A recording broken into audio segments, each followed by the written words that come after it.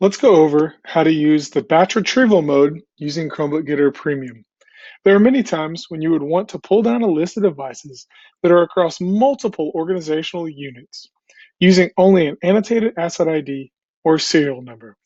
Here's an example of pulling down Chromebooks in batch mode using asset IDs.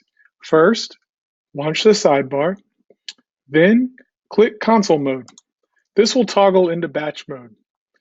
I can decide if I'm using annotated asset IDs or serial numbers.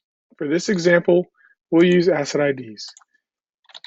I can write in my list of asset IDs and then click Get Batch. Or I can use a hand scanner or copy and paste a list. This feature should save you time and allow you a more streamlined option for pulling down devices in bulk across multiple organizational units. Thank you, and please feel free to reach out if you have any questions.